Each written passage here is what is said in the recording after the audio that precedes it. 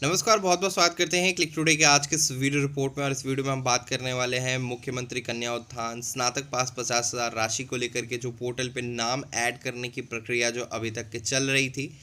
जैसा कि जो है शिक्षा विभाग की तरफ से आदेश दिया गया था कि 15 मई तक सभी विश्वविद्यालयों को जो है अपनी 2025 तक उत्तीर्ण छात्राओं का जो है रिज़ल्ट जो है अपलोड करना है पोर्टल के ऊपर, जिससे कि छात्राएं अपना रजिस्ट्रेशन आने वाले समय में कर पाए और रजिस्ट्रेशन के बाद उनको 50,000 की राशि मिल पाए।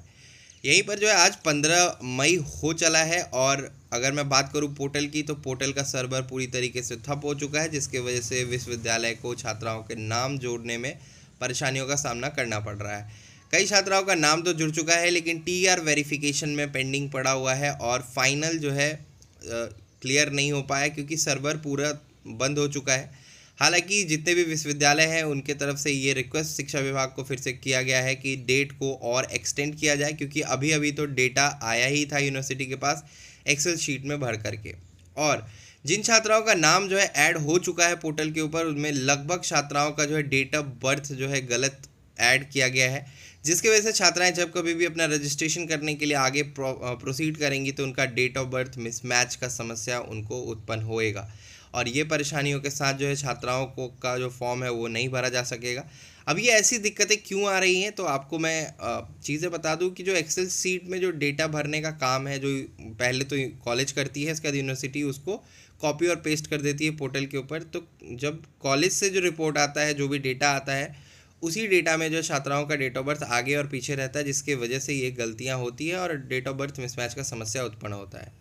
ये एक सबसे बड़ी दिक्कत है।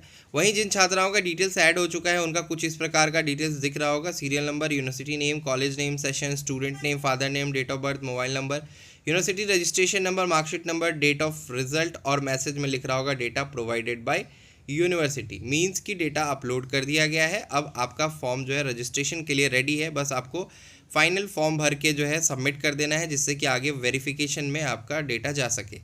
और एक चीज़ मैं बता दूं कि बिना मोबाइल नंबर लिंक कराए आप अपना नाम वगैरह नहीं देख सकती हैं। अब जिन्होंने पूर्व में रजिस्ट्रेशन कर रखा है उनको मोबाइल नंबर लिंक कराने की ज़रूरत नहीं है। आप सिर्फ और सिर्फ अपना स्टेटस देखिए, अगर स्टेटस में सब कुछ येस है तो वेट कीजिए, जब कभी भी फ़ंड रिलीज़ होगा आपके बैंक अकाउंट में ये पैसा चला जाएगा।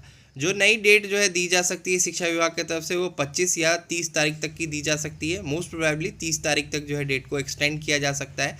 अगले 15 दिनों के अंदर जो है छात्राओं का नाम पोर्टल के ऊपर ऐड कर दिया जाएगा विश्वविद्यालय के द्वारा।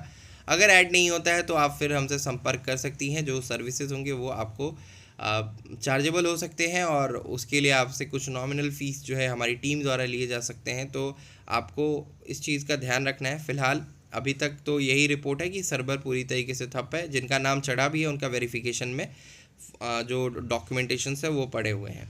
अब चलिए आपको डिटेल्स कैसे देखना है, तो क्लिक टुडे वेबसाइट गूगल पे जा करके चेक कीजिएगा।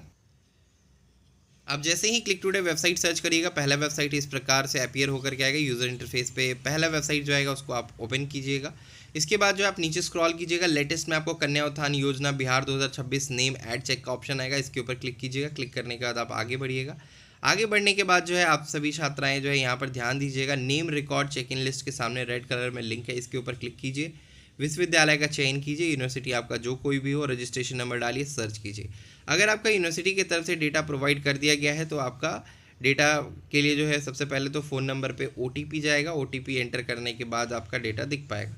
अगर आपकी यूनिवर्सिटी की तरफ से आपका नाम नहीं चढ़ाया गया है तो लिखा हुआ दिखाई देगा data not provided by your university, please contact to your university.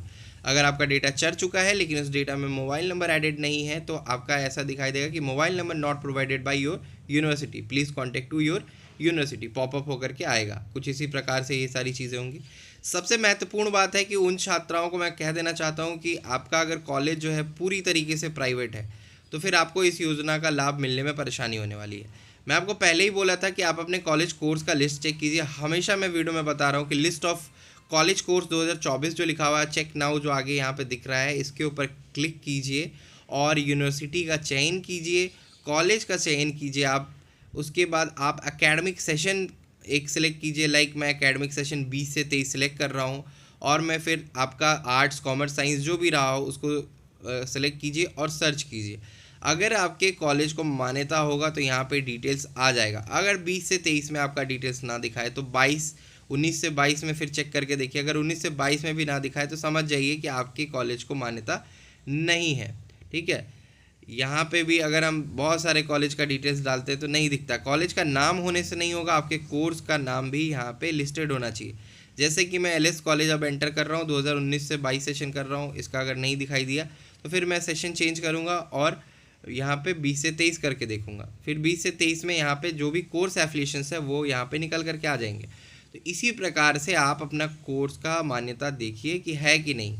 आप डायरेक्टली हमें मैसेज करते हैं कि आप बताइए है कि नहीं है, तो वो मैं नहीं कर सकता हूँ। आपका प्रोसेस है, आप खुद चेक करके समझ जाइए, या फिर आप अपने कॉलेज जाइए और कॉलेज से पूछिए कि मान्यता है कि नहीं है। ठीक है, अगर मान्यता नहीं है तो वो ऑब्वियस बात है पोर्टल पे दिख ही रहा है। आप कॉलेज भी जाइएगा तो आपको यही सुनने को मिलेगा, भले ही कोई दलाली खाने के लिए आपको कह दे कि दे दीजिए पैसा ऐड हो जाएगा, ऐसा कुछ भी नहीं है। ठीक है, तो ये सारी चीज़ें अगर आपका नाम ऐड भी हो जाता है तो वेरिफिकेशन में रिजेक्ट कर दिया जाएगा, क्योंकि आपके कॉलेज का मान्यता नहीं है, यही बोल करके। तो यही सारी चीज़ें हैं जो कि मैं आपको हमेशा लगातार बताते हुए आ रहा हूँ।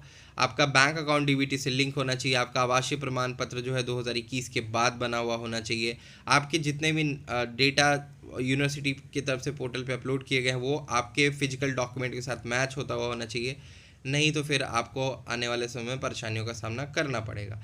तो ये अपडेट मैं आपको हमेशा देता आया हूँ। क्लिक टुडे के साथ आप बने रहिए। आज की वीडियो में इतना ही, तब तक के लिए चलते हैं, धन्यवाद। जो दिए गए कॉन्टैक्ट नंबर उस पर संपर्क अवश्य करें, जिससे कि आपकी समस्या का समाधान हो सके। हो सकता है मैं आपका रिप्लाई जो है शाम के समय में करूँ, क्योंकि मेरा दिन भर ऑफिस रहता है तो फिर मैं बिजी रहता हूँ। तो आज की वीडियो में इतना ही, तब तक के लिए।